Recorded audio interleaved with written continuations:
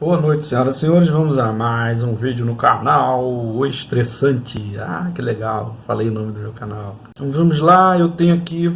E eu lendo aqui na internet, estudando algumas coisas, acabei lendo um negócio muito interessante de John Locke, né, o pai do liberalismo, que ele trazia de muito interessante, que eu quero voltar aí, que é tema atual, óbvio, né? Ele explicando o direito de resistir à tirania, né, cara? Isso aí é muito bom, foda, né? Tá. Li bastante coisas e vou trazer aqui pra gente entender algumas coisas do passado. Bota a vinheta aí, bota aí.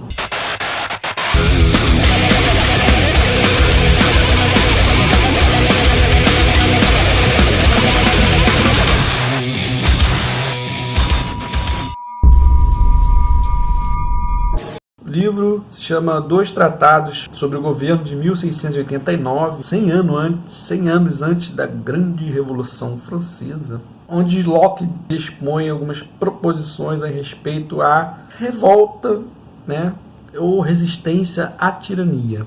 Aspas para o Sr. Locke. Se o governo subverte os fins para os quais foi criado e se ofende a lei natural, vírgula, então ele pode ser deposto. Fecha aspas. Na visão de Locke, essa possibilidade aí de revolução é uma das características, né, de qualquer sociedade civil bem orientada. A causa mais provável, né, de revolução é o abuso de poder por parte do Estado, né, se tornando um objeto de poder, mas não só um poder qualquer, mas principalmente do uso da força e prejuízo do próximo, né, no caso do seu cidadão, ou com o intuito de se beneficiar de alguma coisa, seja financeiramente ou através do poder, etc., ou prejudicando o bem público. E abrindo aspas de novo para Locke, essa é a parte fatal aí, que é o segundo tratado, parágrafo 225, né, abre aspas, quando são cometidos grandes erros na governança de uma comunidade, só a rebelião mantém uma promessa de restauração dos direitos fundamentais. Fecha aspas para Sir Locke. Ele também, eu lembro que ele pega um contexto histórico, vai lá na Grécia Antiga, em Atenas, onde tiveram diversos tiranos, né, lá dentro das variações de monarquia, democracia e outros meios de governo lá da Grécia. Inclusive Roma também é muito complexo, né? E ele pega daquela época, né? Mas o foco do Locke é o período, né, do século XVII, né, onde os reis eram tidos como os deuses, etc. Era um direito divino, e ele batia nisso, né, cara? Isso aí não é possível, né?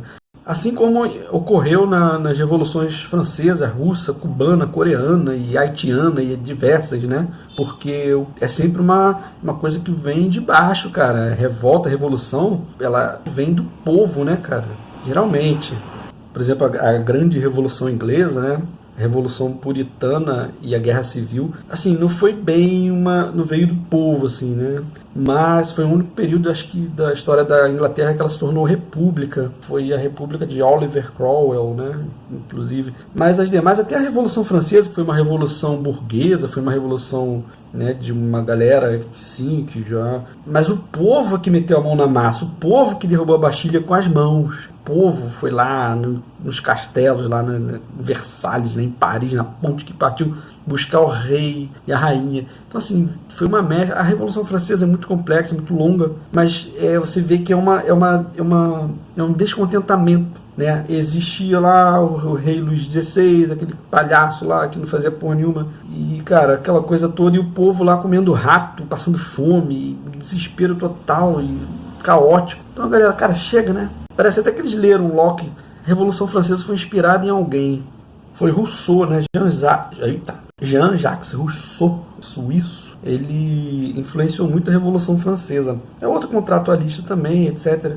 E, enfim, o povo, às vezes, cara, encontra forças, né? Encontra motivos e ideais para fazer essas revoluções, para, cara, para acabar com o que está atualmente. E, cara, aconteceu na Rússia, etc.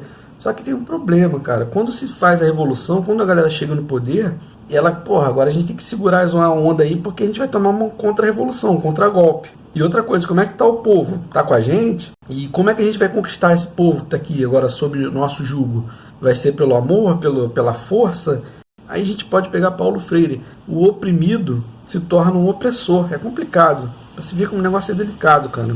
E essa questão toda de você pode utilizar em diversas camadas aí de sociedade, diversos locais, inclusive dentro da empresa, né, quando chega um chefe demitido, ou ele se demite, ou matam o cara, ou pisa em cima dele e acaba com ele. Quando chega um outro, ele já chega com boladão, né, cara? Já chega com caralho. Isso é Maquiavel, né, cara? Quando um grupo toma o Estado para si, toma posse, tem o poder para si, ele tem que se precaver, ele tem que fechar tudo, cara. Ele não pode deixar uma brecha, senão alguém entra ali. Ou o governo, ou a situação anterior, que agora é a oposição dele, ou, cara, o próprio povo, enfim, é muito delicado. Os caras têm que tomar muito cuidado. Não estou legitimando nenhum regime totalitário e sanguinário, não, tá? Mas é o que geralmente se faz quando tem uma revolução. Por mais que ela venha do povo, é bonitinha, mas quando chega lá, filho, ó, as revoluções, a Revolução Cubana, a Russa, as revoluções ditas de esquerda,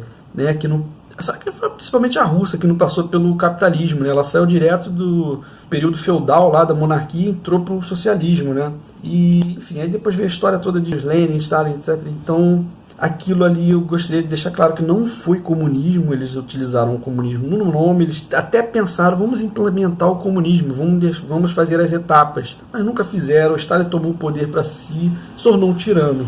Seria legítimo se qualquer grupo ou qualquer movimento, a população, a sociedade toda em si, se ela se voltasse contra o Stalin e o derrubasse. E também ia ser, caralho, ia ser os comunistas que me perdoem, a galera stalinista aí, mas caralho. Então vamos ao Brasil, regime militar, 1964, 1985, o golpe militar, né? E os caras chegaram, vieram aí cheio de marra, conseguiram, né, o poder. Eles implementaram os atos institucionais de 1 a 17, se não me engano, 16, 17. Eu quero falar sobre o AI-5, que foi a gota d'água. Ele foi aplicado em 1968 pelo presidente Arthur Costa e Silva, né? E, cara, foi bem bizarro. Eles não passaram por revisão jurídica nenhuma. Os caras, tipo assim, é isso aí, pronto. Nenhum órgão, nada, assim, de fora ou interno. Interno pior ainda, mas nenhuma ONG, nada de direitos civis e os direitos fundamentais deu uma olhada. Não, é isso aí que eu, militar, estou me impondo e acabou. O nome do bagulho era louco, era Comando Supremo da Revolução. Caralho, era um triunvirato lá, não sei quem eram os caras, mas acho que nenhum deles era o Arthur Costa Silva. Cara, então já o nome já era estranho. A primeira coisa que eles fizeram foi derrubar a Constituição do Brasil. Cara, quando alguém derruba a Constituição, você, povo, se preocupa. Eu fico lembrando daqueles idiotas que estavam pedindo a volta da ditadura, a volta do militarismo. Tá, se eles, tudo bem, vamos supor que eles mantenham a Constituição. Cara, eles iam uma hora e eu ter que fazer uma merda, porque eles iam também, volta naquela história que eu falei, eles não foram, para um militarismo entrar no poder, eles vão ter que tomar o poder.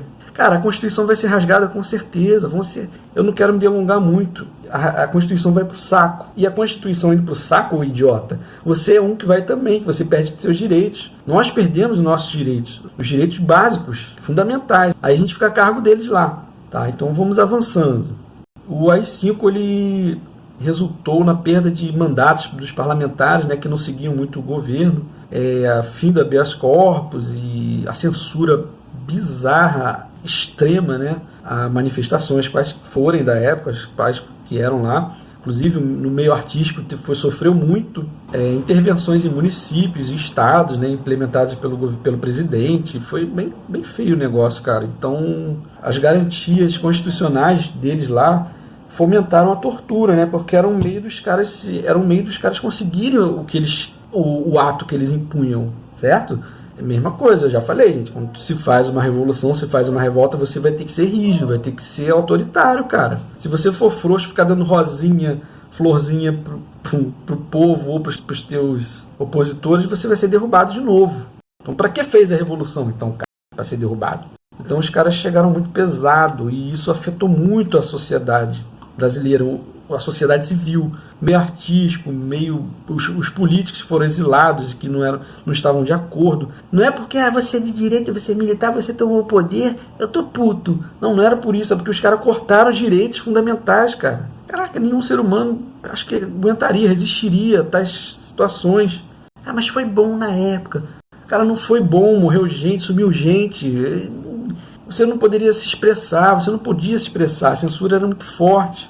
E o presidente falou merda aí outro dia, né, respeito ao pai do Felipe Santa Cruz, que hoje é o presidente da OAB, né, do pai que sumiu na época do regime militar. E o cara falou como se, sei lá, como se fosse uma partida de futebol. Pô, meu time esculachou o teu, né, otário? Pô, perdeu feio, né?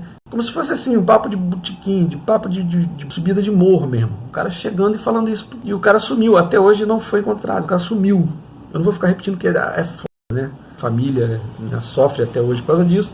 Mas, gente, foi muito complicado. E isso tudo foi acendendo os pavios nas cabecinhas das pessoas que viviam, né, na política, no meio artístico. E a qualquer cidadão que já estava saturado com aquilo.